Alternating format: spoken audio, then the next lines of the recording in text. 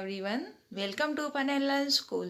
बच्चों, आज हम पढ़ेंगे कक्षा 5 की क्लास में चैप्टर 10 एक दिन की बादशाहत के प्रश्न उत्तर। तो चैप्टर तो हमने कल पढ़ा था, है ना।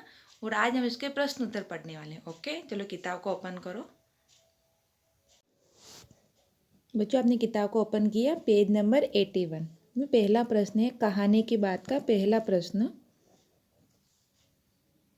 अम्मा ने क्या सोचकर कहानी की बात मान ली? तो उत्तर है, उन्होंने सोचा कि बच्चों की बात कभी कभी मान लेनी चाहिए। उन्हें जिज्ञासा भी थी कि देखे बच्चों को कैसे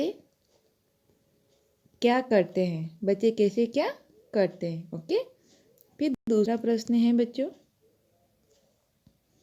वह एक दिन बहुत अनोखा था जब बच्चों को बड़ों के अधिकार मिल गए।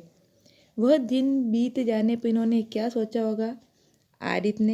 आरिफ ने सोचा होगा कितना अच्छा होता अगर रोज़ ऐसा ही दिन होता, फिर उसे मज़ा ही मज़ा आता। फिर अम्मी ने सोचा होगा कि बच्चों की मर्जी भी सुननी चाहिए, उन पर हमेशा पाबंदियाँ नहीं लगानी चाहिए। और दादी ने सोचा होगा कि अच्छा हुआ वह एक दिन बीत गया, नहीं तो बच्चे नाक में दम कर देते। फिर आगे प्रश्न है तुम्हारी बात के, अगर तुम्हें घर में एक दिन के लिए सारे अधिकार दे दिए जाए तो तुम क्या क्या करोगी? कंप्यूटर पर ज़्यादा देर तक काम करोगे? फिर अपनी सहेलियों को बुलाकर उनसे गप्पे मारूंगी, दूध और फल बिस्कुट नहीं लूँगी, रसोइये से मनमानी चीज़ें बनाकर खाऊंगा और नेट पर सर्फिंग करूँगा। है ना बच्चों, आपको भी यही करोगे? फिर एक कहानी में से ऐसे कई काम बताए गए हैं जो लोग आरिफ और सलीम से करने के लिए कहते थे। तुम्हारे विचार से उनमें से कौन कौन से काम उन्हें बिना शिकायत किए कर लेने चाहिए और कौन कौन से कामों के लिए मना कर देना चाहिए? तो देखो, मेरे विचार से आरिफ और सलीम को निम्न काम बिना शिकायत किए कर लेने चाहिए। रात को जल्दी सोने और सुबह जल्दी उठने का काम, घर में शांति से रहने का काम, दोस्तों से साथ गप्पे नहीं मारने का काम, कम जेब खर्च में ही संतुष्ट रहने का काम। और मेरे विचार से उन्हें निम्न कामों के लिए मना करने का, बेकार कपड़े पहने से और मिर्चों के सालन खाने से, इन कामों के लिए उनको मना कर देने चाहिए। फिर है तरकीब, दोनों घंटों बैठकर इन पाबंदियों से बच निकलने की तरकीबें सोचा करते थे। तुम्हारे विचार से वे कौन कौन सी तरकीबें सोचते होंगे? तो इसका उत्तर है बच्चों, घर के बड़े लोगों को कैसे समझाया जाए जिससे कि वे उन पर इतनी अधिक पाबंदियां नहीं लगाए। फिर दूसरा प्रश्न, कौन सी तरकीब से उनकी इच्छा पूरी हो गई थी?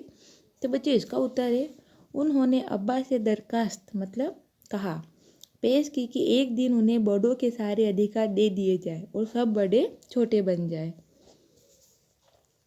क्या तुम उन दोनों को इस तरकीब से भी अच्छी तरकीब सुझा सकती हो? उन दोनों ने जो तरकीब अपनाई वह सबसे अच्छी है। इस तरकीब ने बड़ों को इस बात का एहसास करा दिया कि हर समय बच्चों को निर्देश देते रहना अच्छी बात नहीं होती है। अधिकारों की बात, आज तो उनके सारे अधिकार छीने जा चुके हैं। तो पहला, अम्मी के अधिकार किसने छीने? तो देखो बच्चे बताया गया है, आरिफ और सलीम ने अम्मी के अधिकार छीन लिए थे। क्या उन्हें अम्मी के अधिकार छीनने चाहिए थे? कायदे से तो उन्हें अम्मी के अधिकार नहीं छीनने चाहिए थे, लेकिन उन्होंने ऐसा इसलिए किया क्योंकि वे इस बात से काफ़ी परेशान हो चुके थे कि उन्हें अपनी मर्जी से चू करने की भी इजाज़त नहीं थी। फिर उन्होंने अम्मी के कौन कौन से अधिकार छीने? डांटने का अधिकार, अपना मनपसंद भोजन बनवाने का अधिकार और पाबंदियाँ लगाने का अधिकार। फिर बच्चों आगे है बादशाहत। बादशाहत क्या होती है, चर्चा करो। तो बादशाह शब्द बादशाह से बना है। इसका अर्थ होता है बादशाह द्वारा अपने राज्य में अपनी मर्जी के अनुसार हुकूमत चलाना। तुम्हारे विचार से इस कहानी का नाम एक दिन की बादशाहत क्यों रखा गया? तुम भी अपने मन से सोचकर कहानी को कोई शीर्षक दो।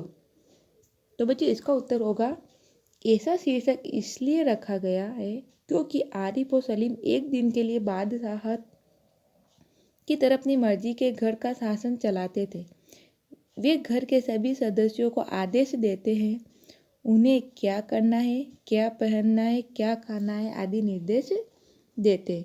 इस कहानी का दूसरा शीर्षक क्या होता है? बच्चों की हुकूमत। ये भी शीर्षक हो सकता है कि बच्चों ने हुकूमत, मतलब बच्चों ने अपने मन की, उन्होंने सबके ऊपर हुकूमत चलाया।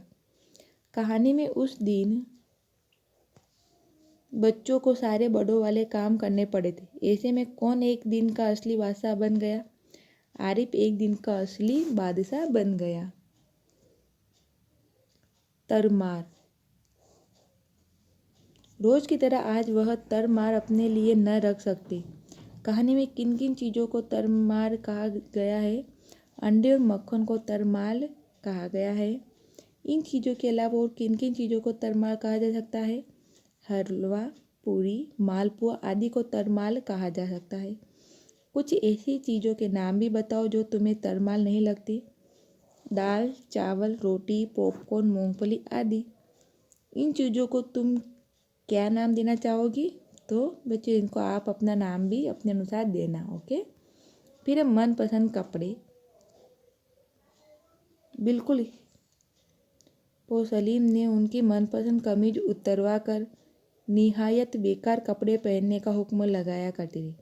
तुम्हें भी अपना कोई खास कपड़ा सबसे अच्छा लगता हो, उस कपड़े के बारे में बताओ, वह तुम्हें सबसे अच्छा क्यों लगता है?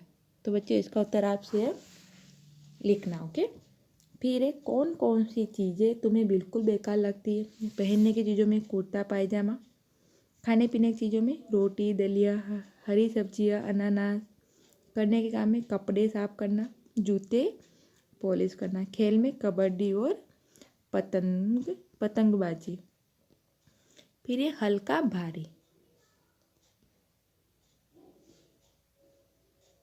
इतनी भारी साड़ी क्यों पहनी? यहाँ पर भारी साड़ी से क्या मतलब है? साड़ी पर बेल बूटों की कढ़ाई थी।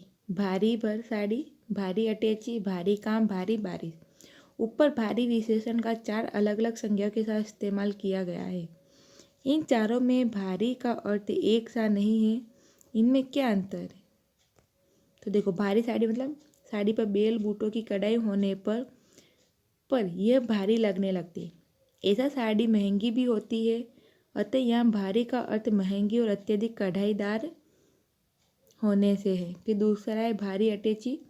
अटैची में वजनदार सामान है जिससे वह भारी हो गई है, अतः यहाँ भारी का अर्थ वजनदार है।